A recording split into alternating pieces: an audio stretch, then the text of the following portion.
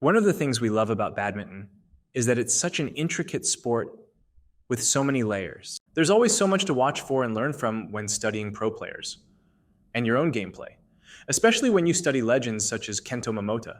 That's exactly what the topic of today's video is going to be about.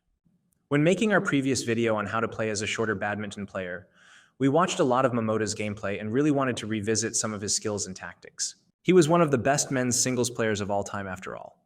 And here's why. Good shot. It's pretty safe to assume that everybody knows that Momota has amazing shot quality. He is renowned for his extreme precision in his nets, and lifts that all his opponents struggle against immensely. But while everyone looks at how Momota pins the lines, few people discuss the height and speed of his pushes. We'd like to argue that Momota's pushes are what made him truly special. After all, if having high lifts that hit the lines is all you needed, players like Vititsarn and Naraoka wouldn't struggle so much against tall players like Axelsen.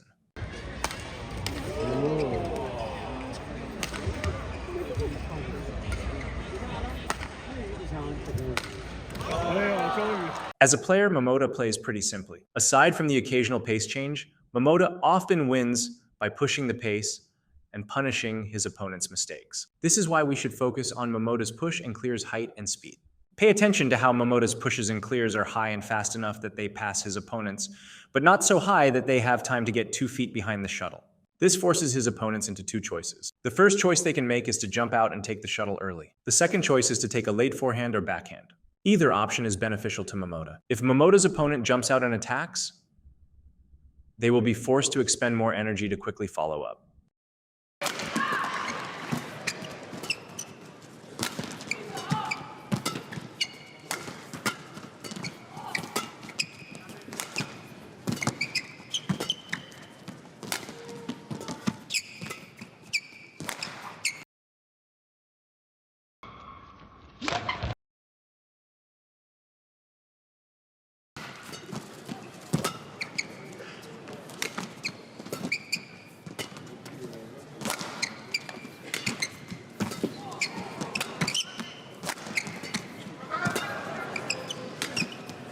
This way, Momota is winning for sure.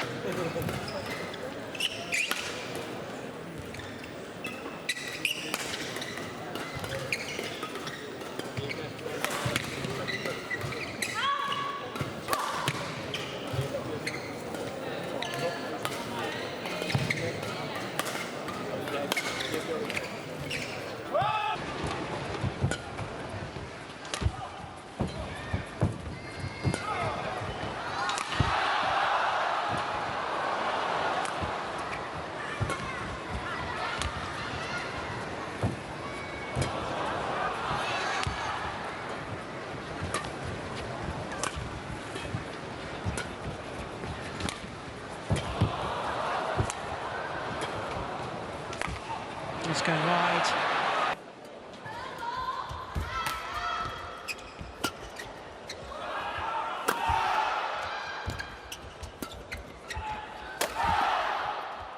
If they opt to play a late shot, Momota can take the responding shot earlier and push the pace himself by either smashing or taking the net early. What made Momota unstoppable was that there were very few players who could play at Momota's speed or faster consistently. As long as Momota played the long rallies, the game was in his favor even if he lost the rally. Momota's opponents would inevitably get tired before him and start making mistakes, or be less aggressive on the attack, giving Momota the ultimate win. Moreover, there was little counterplay for his opponents, as you couldn't just focus on the backcourt. Momota's opponents had to respect his nets, which ultimately made it extremely difficult to anticipate certain shots.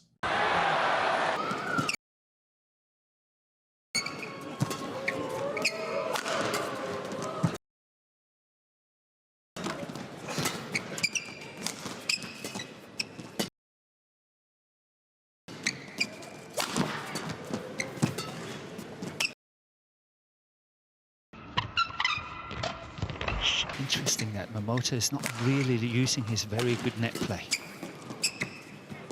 He's lifting most, he's pushing most away from the net. Oh. just said it, and then he's using it. To build on Momota's strategy of tiring out his opponents, it is also important to note Momota's shot choices. Momota's favorite direction is to go straight. The benefit of playing straight shots, in particular straight pushes, is that it makes it easier for Momota to defend while maintaining a fast pace. Straight shots are generally the faster shots, due to smaller distance traveled compared to cross shots. With this in mind, a straight push helps Momota defend better, because he's already standing in a position that can easily cover the straight smash. And since the cross is a slower shot, Momota has more time to cut the shot off.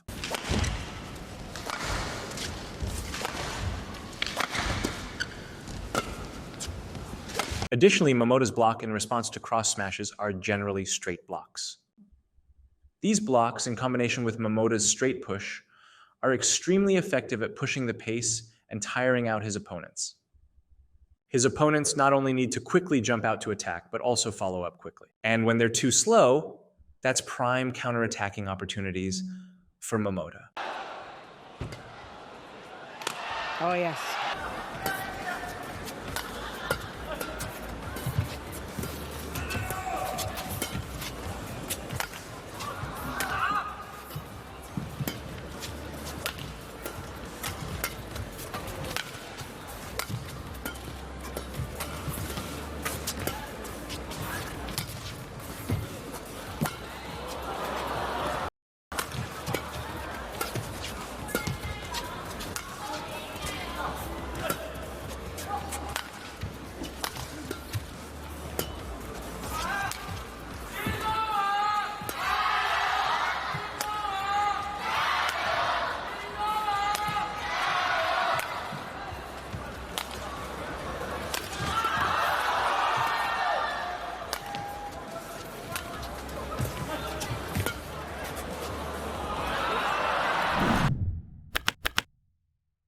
Earlier, we mentioned that as long as Momota plays long rallies, he will ultimately win in a battle of attrition. This, however, isn't really because Momota's physical and fitness capabilities are that much higher than his opponents. That's especially when you consider that Momota is often going through multiple back-to-back finals appearances and often playing much more matches than his opponents. In theory, many of Momota's opponents should be in much better physical conditions when they face him.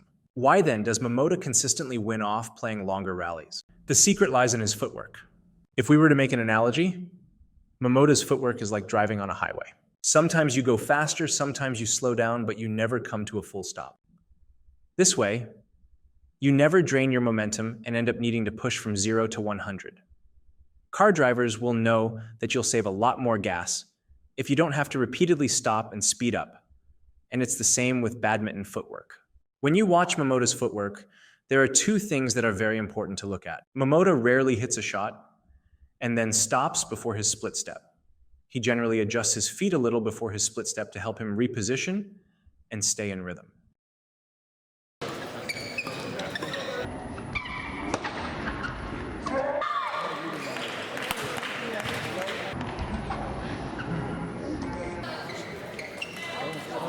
The second thing is to pay attention to Momota's pace of his footwork with respect to the rally.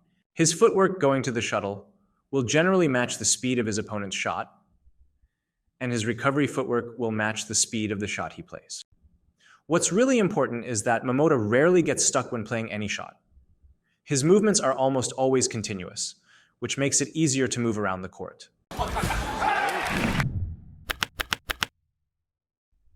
From our eyes, Momota after the accident was not the same because he had strayed away or became incapable of reproducing what was once key proponents to his success.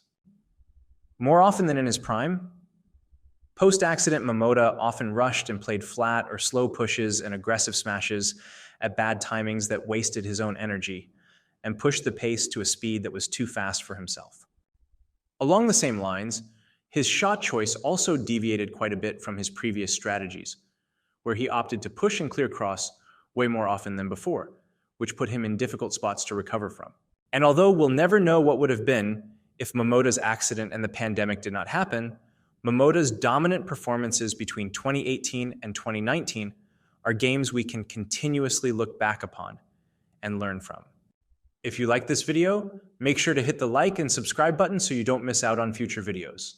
Let us know in the comments what you would like to see next. Kento Momota becomes just the fourth different player to retain the World Championship men's singles title.